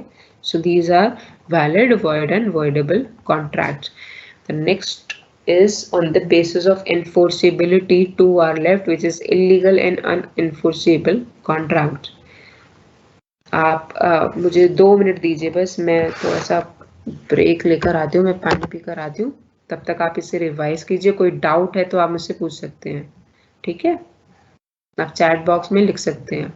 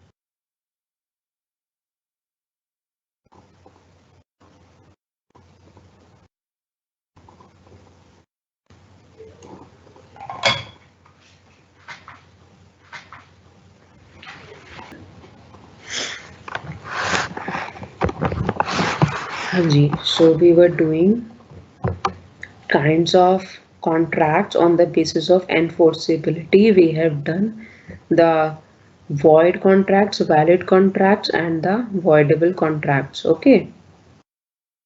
Now, the next fourth category under the kinds of contract is illegal contracts. अब देखिए, जो contract illegal object पर ही बने हैं, they can not be enforceable. ठीक है. For example, agreements can be illegal but not contracts. देखिए, पहली चीज, अग्रीमेंट्स इलीगल हो सकते हैं, कॉन्ट्रैक्ट इलीगल नहीं हो सकते, क्योंकि कॉन्ट्रैक्ट होते ही वो है वो जो लीगली बाइंडिंग होते हैं. तो जो लीगली बाइंडिंग ही नहीं है उसे वो कॉन्ट्रैक्ट की डेफिनेशन में ही फॉल नहीं करेंगे. तो इलीगल अग्रीमेंट हो सकते हैं, इलीगल कॉन्ट्रैक्ट नहीं हो सकते. पहली चीज, against the provision of contract act और एनी अदर एक्ट. तो आप इलीगल अग्रीमेंट भी किसको बोलेंगे? जो कि कॉन्ट्रैक्ट एक्ट के प्रोविजंस के अगेंस्ट में है, या फिर किसी भी अदर एक्ट के किसी भी और अदर एक्ट के अगेंस्ट में जाते हैं. मतलब जो लीगल नहीं है उसे हम इलीगल बोलेंगे. ठीक है. जो कि किसी भी लॉ को अगेंस्ट में जाते हैं उसको हम इलीगल बोलेंगे. All illegal agreements are void, but all void agreements are not necessarily illegal. अब देखिए यहाँ पर क्या है, जो भी इलीगल एग्रीमेंट्स हैं वो सारे के सारे void हैं. ठीक है. मतलब वो कॉन्ट्रैक्ट है नहीं, वो खत्म है, वहीं पर ही खत्म हो जाएंगे. मतलब आप कर भी रहे हैं लेकिन they are not contract. But all void agreements, अब देखिए कोई एग्रीमेंट है वो वॉइड अग्रीमेंट है, क्या वो इलीगल भी होगा? ये जरूरी नहीं है. हो सकता है ऑब्जेक्ट कुछ और हो, कुछ और रीजन भी हो सकते हैं वॉइड अग्रीमेंट का. जैसे कि किसी ने एक लड़के ने एक लड़की को प्रॉमिस किया कि तुम मुझसे शादी करो और बदले में मैं तुम्हारे सामने तुम्हारे पैरों पे तारे बिछा दूंगा, या फिर चांद तारे बिछा दूंगा, आसमान से तोड़ के चांद तारे ले आऊंगा. तो क्या है ये वॉइड अग्रीमेंट है. बट क्या ये इलीगल एग्रीमेंट है? No, it is not an illegal agreement. ठीक है. So all illegal agreements are void, वो void है, but all void agreements are not necessarily illegal. ठीक है. Collateral agreements also become void. अब देखिए, दो लोगों के बीच में एक इलीगल एग्रीमेंट हुआ है, उसके बेसिस पे एक और अग्रीमेंट हो गया, तो जो कोलेटरल एग्रीमेंट हुआ है, कोलेटरल बोलेंगे जो कि इस अग्रीमेंट के, जो इलीगल एग्रीमेंट के बेसिस पे बना है ये collateral, so it will also become void. For example, एक पर्सन है Mister A, mister B, Mister C. ठीक है. पर्सन ए ने सुपारी दी है मिस्टर बी को. उन्होंने कहा है कि I will give you this much money, you have to kill mister D. ठीक है. ए ने कहा है कि आप मिस्टर डी को आप you have to kill him, I will give you 1 crore rupee. ठीक है. तो भैया अब ये क्या है, अग्रीमेंट ही यहाँ पे इलीगल टर्म्स पे हुआ है, तो ये एक तो वॉइड हो गया. अब इसके बेसिस पे जो ए है उन्होंने सी से, मिस्टर सी से एक लोन भी ले लिया कि भैया अब उसे बी को पैसे भी देने हैं, तो सी से लोन भी ले लिया.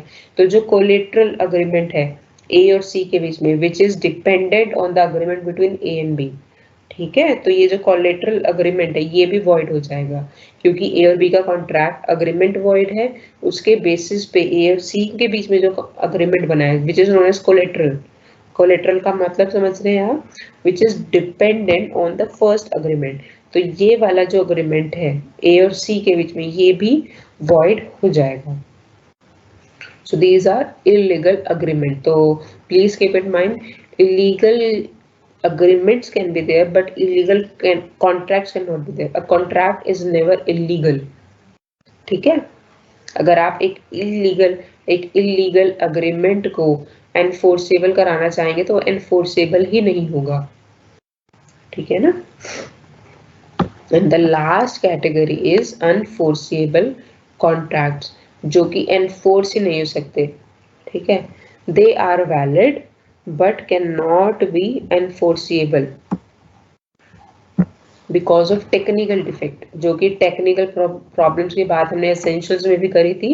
तो यहाँ पे भी वही चीज है कि कॉन्ट्रैक्ट्स वैलिड हैं, हर चीज ठीक है, लेकिन जो लीगल पेपर है उसमें कहीं ना कहीं गड़बड़ हो गई है, जिसकी वजह से आपको वो लीगली बाइंडिंग नहीं होंगे, एनफोर्सेबल नहीं हो पाएंगे। ठीक है, तो for example non payment of the stamp fee, आपने स्टैम्प फी नहीं पे की, बाकी सारी चीजें हैं एक वैलिड कॉन्ट्रैक्ट की, बट स्टैम्प फी नहीं पे करने की वजह से क्या होगा, it will not be enforceable. Non registration of agreement, it's इस तरीके से ये सारी चीजों की वजह से, टेक्निकल डिफेक्ट्स की वजह से एक वैलिड कॉन्ट्रैक्ट भी अनएनफोर्सेबल हो सकता है। ठीक है, so these are the kinds of contract on the basis of enforceability.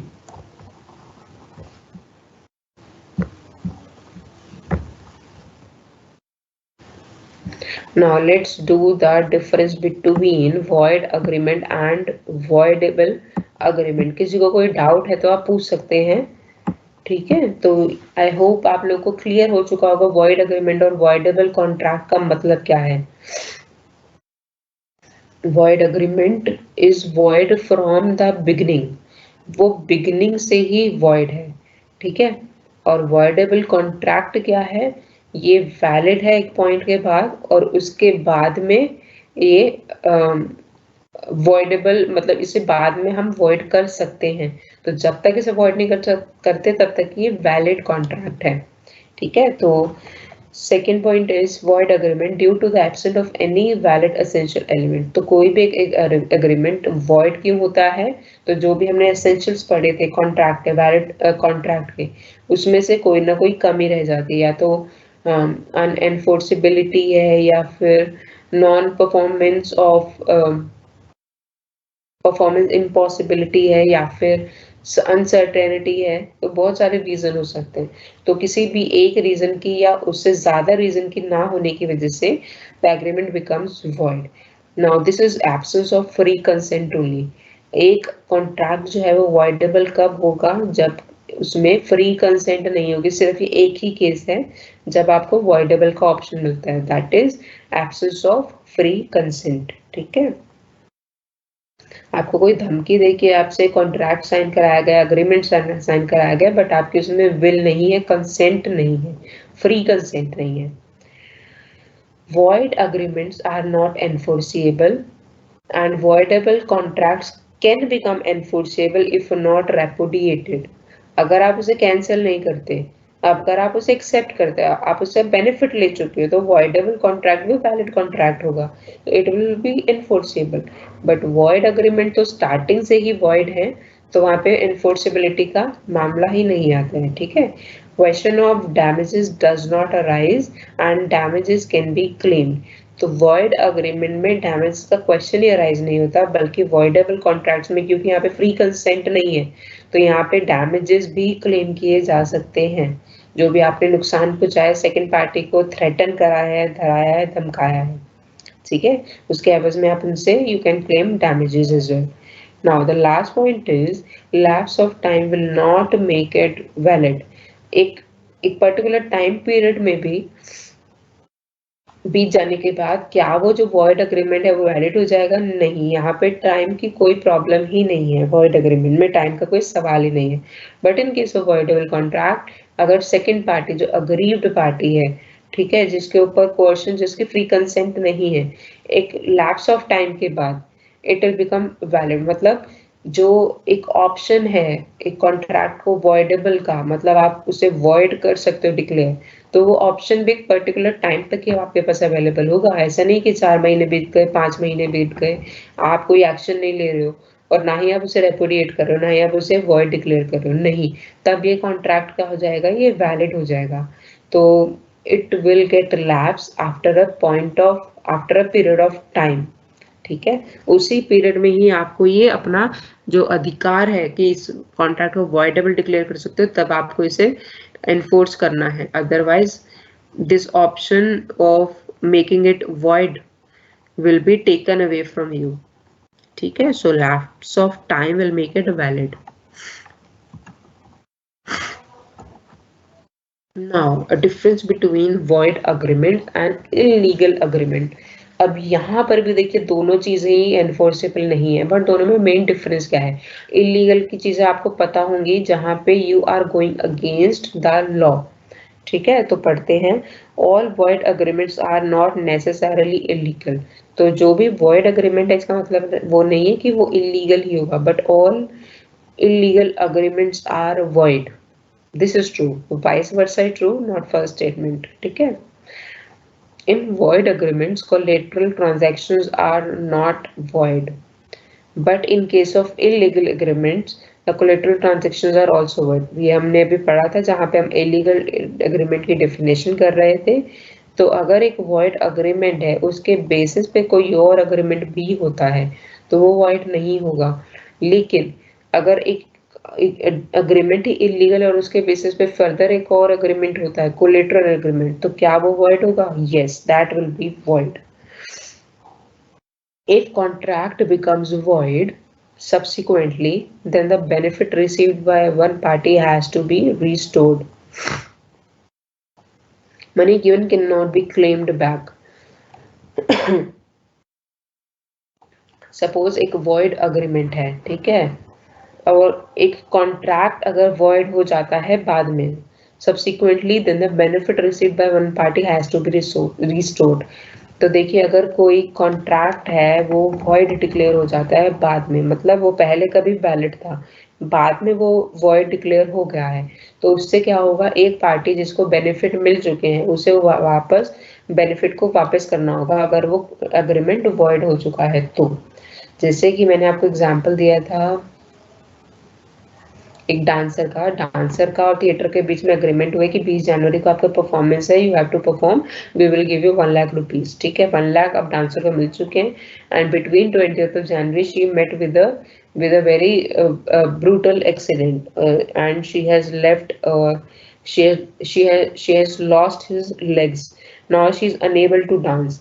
तो अब इस केस में क्या होगा, agreement has become void. The benefit received by the dancer in terms of money, she has to return it back.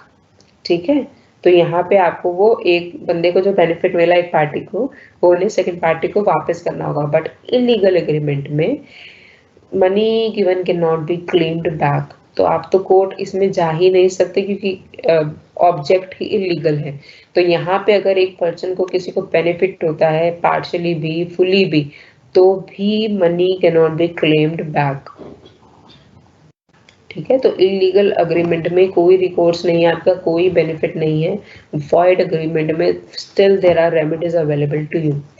ठीक है, so यहाँ पे आकर आपका first unit which is about the introduction आपका कंप्लीट होता है और उसके बाद हम सेकेंड यूनिट स्टार्ट करते हैं. जल्दी इसको भी अपने टाइम से पहले ट्राई करेंगे खत्म करने का. सो chapter 2 which is about offer and acceptance. ठीक है, सो लेट्स स्टार्ट. जैसे कि मैंने आपको बताया एक अग्रीमेंट कैसे बनता है या फिर एक कॉन्ट्रैक्ट कैसे बनता है. पहला एक ऑफर होना चाहिए और उसका एक एक्सेप्टेंस होना चाहिए. ठीक है, तो जो भी एसेंशियल्स आपने कॉन्ट्रैक्ट पढ़े थे धीरे धीरे वही चैप्टर की फॉर्म में आपके पास आएंगे. तो पहला क्या था, there should be an agreement. Agreement means offer होना चाहिए और एक्सेप्टेंस होना चाहिए. ठीक है, तो आप देखिए मीनिंग क्या है ऑफर का. You have given a proposal to the second party. आपने किसी को प्रपोजल दिया है, तो offer means proposal. When one person signifies to another his willingness to do or to abstain from doing anything with a view to obtaining the assent of that other to such act or abstinence, he is said to make proposal. अब proposal का मतलब देखिए इसमें मतलब दिया गया है second point में कि ये आपकी विलिंगनेस दिखाता है कि आप एक चीज करना चाहते हो और कहीं करना नहीं चाहते हो, ताकि दूसरा पर्सन उस पर अग्री करे. तो उसको बोलते हैं ऑफर, उसको बोलते हैं प्रपोजल. ठीक है, तो प्रपोजल में सिर्फ पॉजिटिव चीजें नहीं होती कि मैं ये करना चाहता हूँ, मैं उसमें ये भी लिख सकती हूँ कि मैं ये नहीं करना चाहती हूँ. ठीक है, तो ये होगा आपका ऑफर. अब इसमें दो पार्टी देखो, पहली पार्टी जिसे हम ऑफरर बोलते हैं, दूसरी पार्टी जो एक्सेप्टेंस देगी उसे बोलते हैं ऑफरी. जो पहली पार्टी जो ऑफर करती है उसे हम बोलते हैं promisor. Second party who receive the promise will become promisee. And the second party who accept the offer is also known as acceptor. ठीक है, तो फर्स्ट पार्टी जिन्होंने ऑफर किया है, it is named for by two names. It is named by two names. One is promiser and other is offerer. Second part is named as offeree, offeree, promisee and acceptor. ठीक है, acceptor तब जब he has accepted the offer. How it is made. देखो, अगर आप किसी को offer कर रहे हो तो ये ऑफर इम्प्लाइड भी हो सकता है, एक्सप्रेस्ड भी हो सकता है। ठीक है, तो ये हम फर्स्ट चैप्टर में भी कर चुके हैं।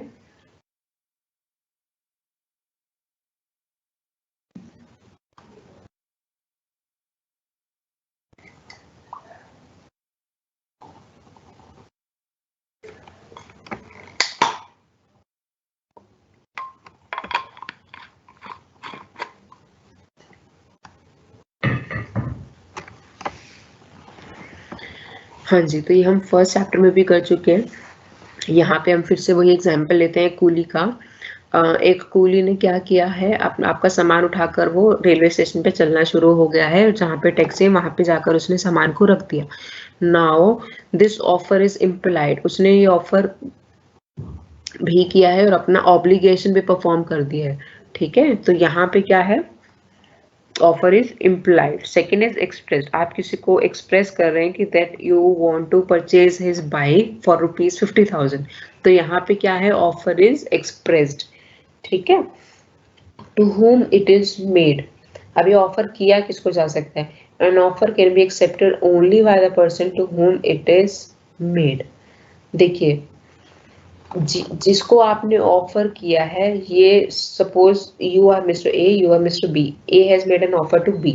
ठीक है, it is only B who can give acceptance, not any other person. See, आपने ए ने ऑफर किया है बी को, तो सी कैन नॉट एक्सेप्टेड, तो वो कॉन्स्टिट्यूट नहीं करेगा कॉन्ट्रैक्ट। कॉन्ट्रैक्ट कैसे कॉन्स्टिट्यूट होगा, जिसको ऑफर मिला है वो ही उसे एक्सेप्ट करेगा, नॉट अदरवाइज। ठीक है, अब यहाँ पे भी देखिए दो तरीके के ऑफर हो सकते हैं, स्पेसिफिक ऑफर और जनरल ऑफर। स्पेसिफिक ऑफर में आप टू अ पर्टिकुलर ग्रुप और अ पर्टिकुलर पर्सन आप उसको ऑफर करते हैं। ठीक है, फॉर एग्जांपल जो आपका बाइक का ऑफर है, मैंने 10 लोगों को ऑफर किया है कि आप अगर ये बाइक परचेज करना चाहते हैं, ऑफर दे रही हूँ मैं, तो आप 50,000 में परचेज कर सकते हैं। तो ये एक स्पेसिफिक ऑफर है, कुछ चुनिंदा लोगों को ये ऑफर दिया गया है या फिर एक पर्टिकुलर पर्सन को ऑफर है। ठीक है, तो इसमें जो ऑफरी है वो स्पेसिफिक पर्सन है या फिर एक स्पेसिफिक कैटेगरी है या फिर एक स्पेसिफिक ग्रुप है।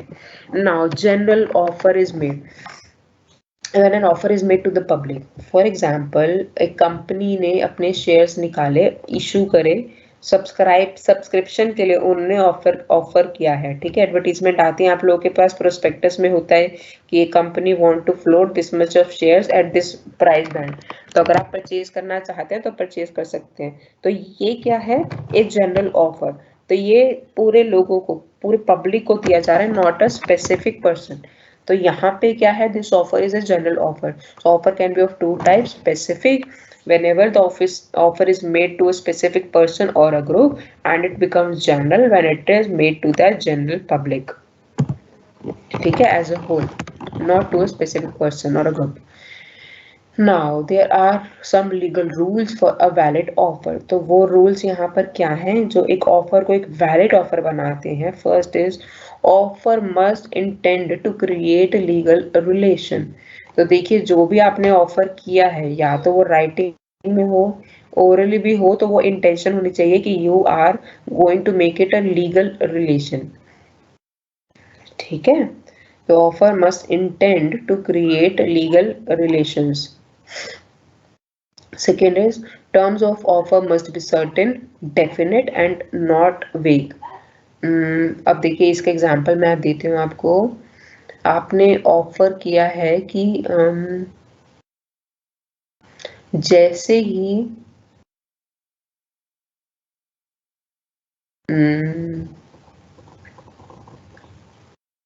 अगर इंडियन टीम अच्छा परफॉर्म करेगी तो आप अपने फ्रेंड्स को पार्टी देंगे, ये एक ऑफर है। ठीक है, अब यहाँ पे जो टर्म्स हैं वो वेग हैं, यहाँ पे अच्छे का मतलब डिफाइंड नहीं है, डेफिनेट नहीं है कि आप अच्छा किसको बोलते हैं।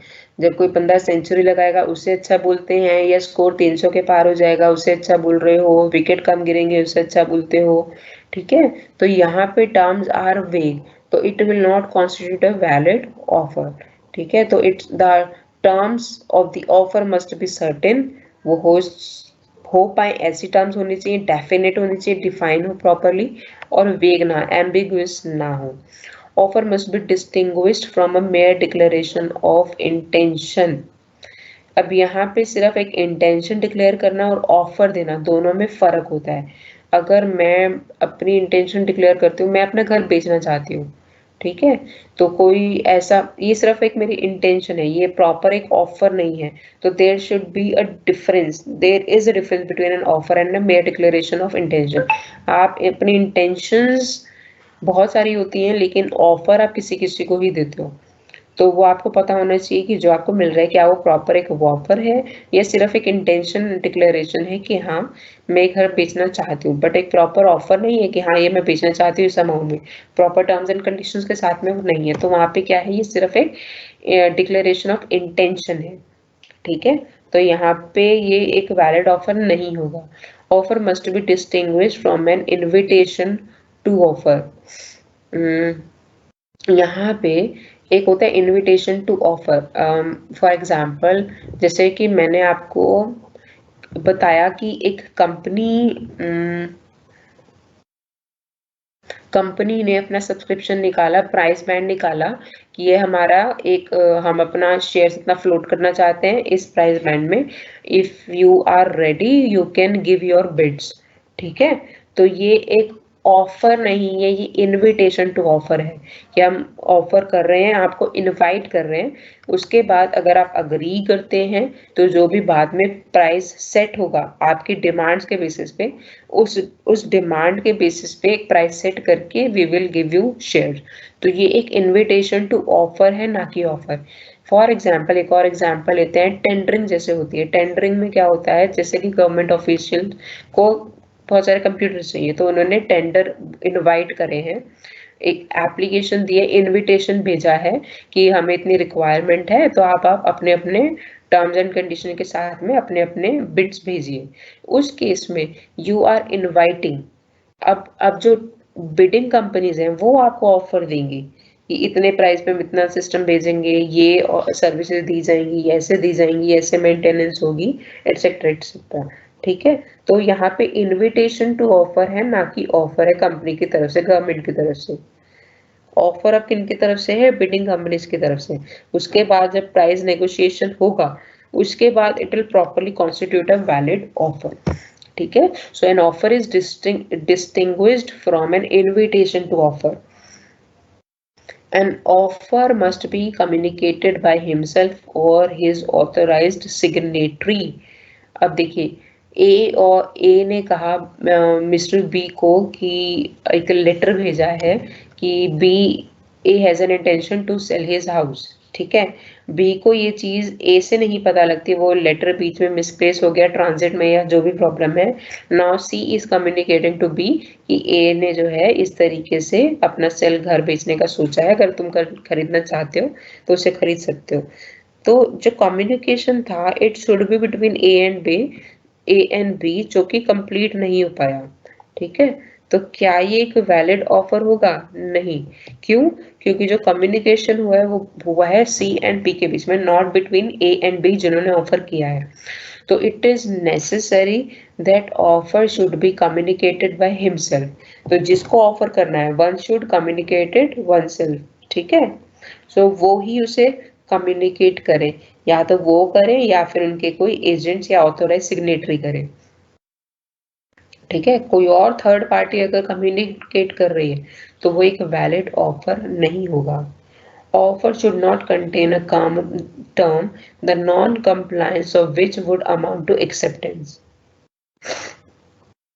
अब इसका मतलब क्या है, अब इसमें ऑफर में कोई ऐसी टर्म नहीं होनी चाहिए कि जिसको आप पूरा नहीं करते तो इसको मान लिया जाएगा कि भैया तुमने कुछ नहीं बोला तो तुम्हारी हाँ है। नहीं, फॉर एग्जाम्पल, ए ने कहा मिस्टर बी से कि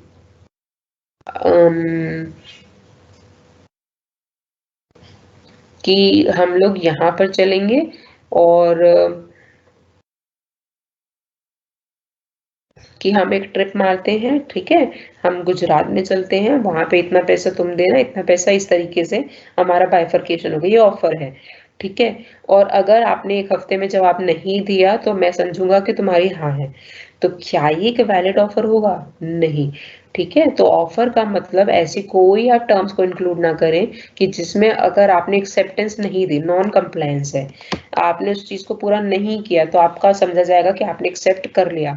जब तक वो प्रॉपरली टर्म्स को एक्सेप्ट ना हो तब तक आप उसे नहीं मानेंगे कि वो एक्सेप्ट हो चुका है। So this is a rules for a valid offer. And the last point is special terms and conditions in an offer must also be communicated. तो जो भी terms and conditions हैं उस offer में वो भी specially communicate करनी चाहिए with emphasis on them. For example बहुत सारी चीजें होती है, बहुत सारे पेपर होते हैं जिसमें पीछे लिखा होता है टर्म्स एंड कंडीशंस। तो क्या ऑफर है, क्या एक्सेप्टेंस है, वो आपने फ्रंट पे लिखा है, लेकिन बैक साइड पे आप क्या लिख रहे हैं, बहुत छोटे छोटा करके terms and condition which are not even communicated properly, ठीक है। तो इसमें ऑफर एक वैलिड ऑफर तभी बनेगा when you communicate the terms and conditions as well, ठीक है। तो ये था ऑफर। Now the acceptance. अब एक्सेप्टेंस का मीनिंग क्या है? एक पार्टी ने ऑफर दिया, सेकंड ने एक्सेप्ट किया, अब इसका मीनिंग क्या है? देखिए, when the person to whom the offer is made, जिसे वो ऑफर किया गया है, सिग्निफाइज हिज एक्सेंट, वो भी अपनी एक्सेंट देता है कि हाँ, I am ready to accept the offer, the proposal is said to be accepted, ठीक है। तो जिसे ऑफर किया गया है, अगर वो अपनी एक्सेंट देता है कि yes I am ready to accept the offer, that means the proposal has been accepted. The proposal when accepted becomes a promise, जिसकी हमने पहले ही बात करी थी। प्रॉमिस का मतलब क्या है?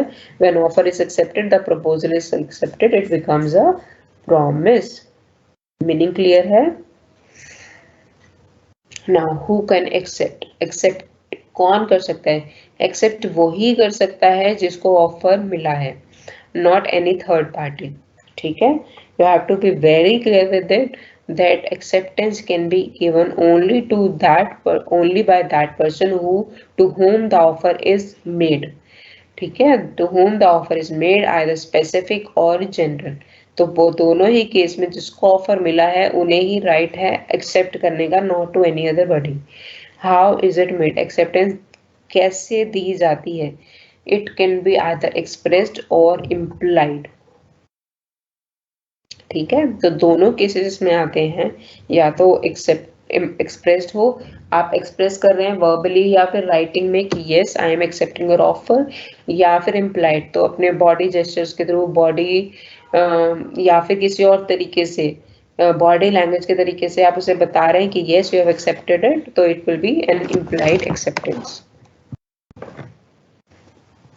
Now there are various rules, legal rules for a valid acceptance too. तो valid offer के हम rules पढ़ चुके हैं. Now time to study the legal rules for a valid acceptance. First, it must be absolute and unqualified. देखिए, acceptance should be absolute. ऐसा नहीं है अभी आधे टर्म्स में आज आपने अग्री करा, आधी का हम बाद में देखेंगे, नहीं. It has to be absolute. सिर्फ हाँ या सिर्फ ना होगी, देखेंगे, सोचेंगे, ये करते हैं, वो करते हैं, वो नहीं होगा. प्रॉपर yes और no. So if it is yes, it is a valid acceptance. And it is unqualified. Unqualified means it should not be dependent on other things. For example, A has made an offer कि आज हम यहाँ पे movie देखने चलते हैं, I will give the money. तो this is an offer given by Mister A to mister B. Mister B ने कहा कि ठीक है, हम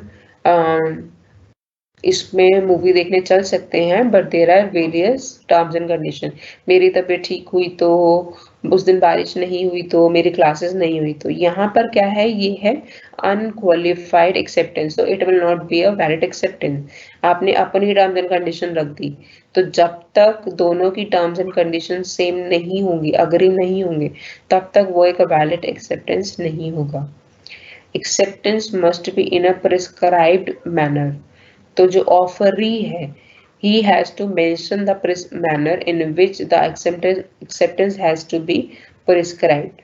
तो जो ऑफर है वो बताएंगे आपको कि किस तरीके से आपको एक्सेप्टेंस देना है हमें वापस से, ठीक है। So manner is prescribed by the offerer, up to the offerer to accept or reject if not in a prescribed manner. For example एक कंपनी ने आपको जॉब दिया है, जॉब ऑफर मिला है और उन्होंने कहा है कि you have to revert it back in the email, तो आपको मेल के थ्रू ये रिवर्ट करना है। For example without doing the email you have text messages the boss कि भैया हाँ यू आर एक्सेप्टिंग दिस, तो ये एक प्रिस्क्राइब्ड मैनर में नहीं है। जो ऑफर आपने दिया था उसका एक्सेप्टेंस जो है प्रिस्क्राइब्ड मैनर में नहीं है। तो now it is up to you, to the offer, to whether accepted और रिजेक्टेड, ठीक है। तो इस एक्सेप्टेंस को आप मानेंगे कि नहीं मानेंगे ये ऑफर के ऊपर डिपेंड करता है। If the acceptance is not in a prescribed manner और उनके लिए भी ये करने का, एक्सेप्ट और रिजेक्ट करने का टाइम पीरियड है। If the offeror has not accepted it within a specific time or have not rejected it within a specific time, it is deemed to be accepted, ठीक है। So offerer must inform with in a specified time कि आपकी जो acceptance है जो valid format में नहीं है, प्रिस्क्राइब्ड मैनर में नहीं है, so we are rejecting it. तो आपको ये मेंशन करना पड़ेगा ऑफरर को, और अगर नहीं किया है तो ये माना जाएगा कि you have accepted the his acceptance, ठीक है। The acceptance must be communicated, only then it will become a valid acceptance, ठीक है।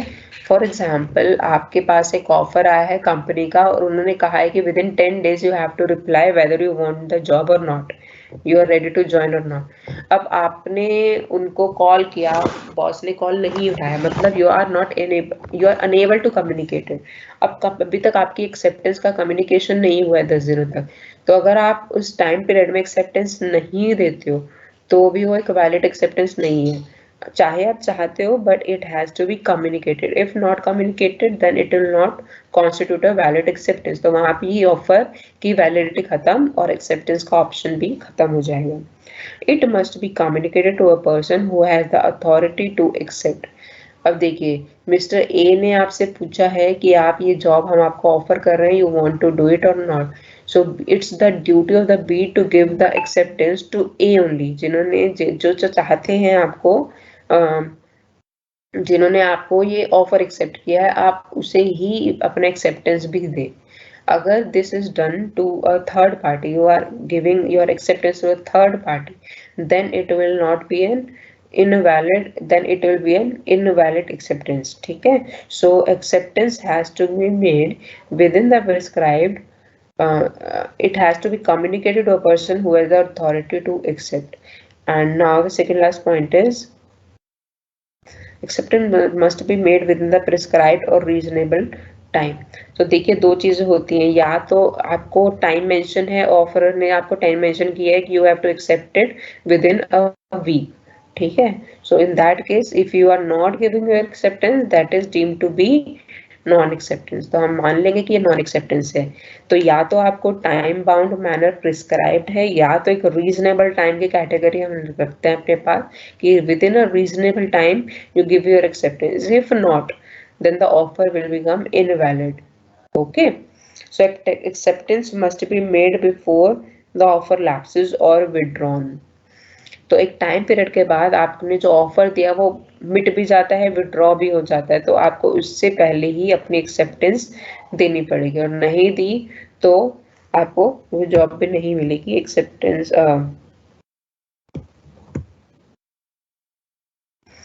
must be made before other offer lapses, ठीक है। तो यहाँ पे हम अब बात करते हैं communication of offer and acceptance.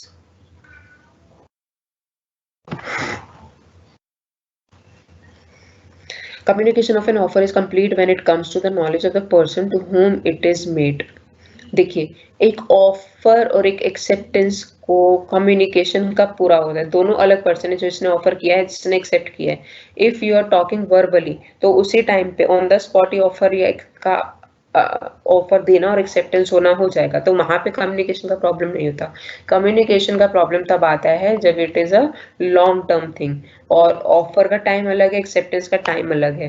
ठीक है, ऑफरर ने जो अपना ऑफर भेजा है थ्रू अ लेटर भेजा है, जिसको पोस्ट करने में टाइम लगेगा, एक्सेप्टर ऑफर तक पहुंचने में टाइम लगेगा, फिर उसके बाद एक्सेप्टेंस होगी, एक्सेप्टेंस के बाद that letter will go back to the offeror. तो ये टाइम टेकिंग प्रोसेस में कम्युनिकेशन किस तरीके से होगा पूरा, ऑफर का भी एक्सेप्टेंस का। तो अब देखिए, ऑफर का कम्युनिकेशन हम कब बोलते हैं कि हाँ आपने given, you have given offer to the offeree. Communication of an offer is complete when it comes to the knowledge of the person to whom it is made. So offer का communication तब complete माना जाता है जब offer उस person तक पहुंच चुका है जिसके लिए वो intended है। So if Mr. A want to offer the job to Mr. B, then A's offer communication will get complete when B gets the knowledge of the offer of Mr. A. Clear? Now the second point is the offerer becomes bound by the acceptance as soon as the letter of acceptance is posted by the acceptor. Now ये जो offeror जिन्होंने offer किया है उनका offer कब माना जाएगा, जब B will get the knowledge of it, और जैसे ही बी ने एक्सेप्ट कर लिया तो ऑफरर की जो सारी ऑब्लिगेशंस हैं, now he will be bound by all his legal obligation as soon as the letter of acceptance is posted by the acceptor. तो एक्सेप्टर ने एक्सेप्ट करके जैसे ही कुरियर अपना मेल पोस्ट करा है, ठीक है, तो वैसे ही it is deemed the offerer has accepted it, the communication of acceptance is complete and now the offerer is bound by the legal consequences. ठीक है, similarly the acceptor is bound by the acceptance only when the letter reaches the offerer. तो जो acceptor है, जिन्होंने offer accept किया है, वो legally कब बाउंड होंगे, जब जो लेटर है ऑफरर तक पहुंच जाएगा। ठीक है, तो यहाँ पे देखिए आप डिफरेंस देख पा रहे हैं, समझ पा रहे हैं दोनों का। तो जो ऑफरर है उसके लिए ऑफर का कम्युनिकेशन कब कंप्लीट हो गया, जब सामने वाले पर्सन को नॉलेज हो गई। ठीक है, और उनके लिए एक्सेप्टेंस कब स्टार्ट हो जाएगा कि सेकंड पार्टी ने एक्सेप्टेंस देती, जैसे ही सेकंड पार्टी अपना जो मेल है वो डाल देती है, वो उस तक पहुंचता है नहीं पहुंचता डजंट मैटर, उन्होंने डाल दिया, मेल कर दिया, सो ऑफर अब लीगली बाउंड हो जाएगा। वैसे एक्सेप्टर कब लीगली बाउंड होना स्टार्ट हो जाएगा, when the offer the acceptance sent by this party is received the offeror, it when the letter reaches to the office of the offeror. ठीक है, तो ये है इनकी legally binding situations. Now a valid contract arises even if the letter of acceptance is lost in transit, जो मैंने आपको बताया है, तो वैलिड कॉन्ट्रैक्ट तभी बन जाएगा जबकि एक्सेप्टेंस दी जा चुकी है, ऑफर दिया जा चुका है। अब वो चाहे ट्रांजिट में खो जाए लेटर, कोई फर्क नहीं पड़ता, it has become a valid contract. Offer and acceptance made over telephone has same validity. So अगर आप offer acceptance verbally face to face नहीं बल्कि फोन पे बात कर करके करते हो, तो भी वो एक वैलिड कॉन्ट्रैक्ट का पार्ट होगा और वो उतना ही वैलिड होगा।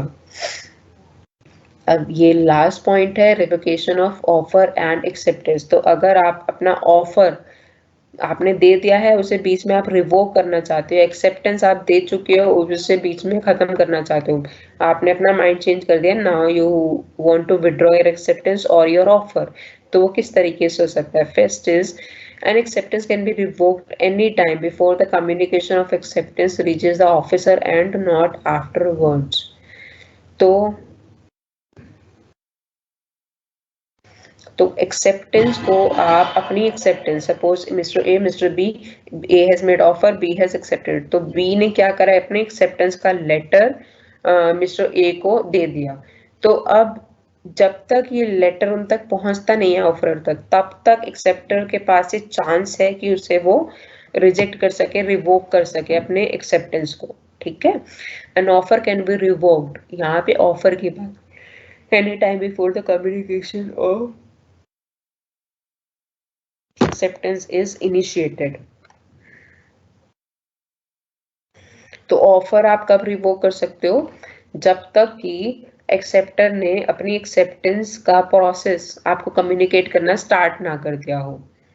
ठीक है, an offer can B revoked any time before the communication of acceptance is initiated. तो आप एक्सेप्टर जो है उसने अपना कम्युनिकेशन प्रोसेस स्टार्ट करे उससे पहले आपके पास ऑप्शन है कि अपने ऑफर को आप रिवोक कर सकते हो ना। अब इन दोनों का कम्युनिकेशन कैसे कंप्लीट होगा, आप करते चाहते कब हो और कम्युनिकेशन कब तक पहुंचता है। तो देखिए, communication for revocation is complete when person who makes it, जिसने भी रिवोक किया है, has put the communication in transit.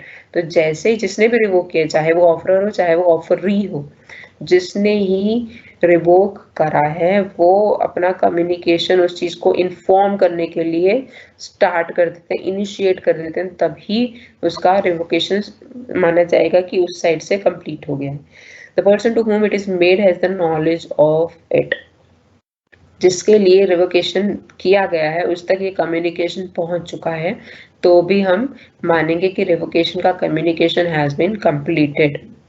ठीक है, तो इन केसेस में इस तरीके से जो टाइम दे रखा है वो ये है जब you can revoke the offer and acceptance. ठीक है, तो आज की क्लास के लिए इतना ही। नेक्स्ट क्लास में हम रिमेनिंग चैप्टर्स करेंगे। ठीक है, चलिए, ओके, मिलते हैं नेक्स्ट क्लास में परसों।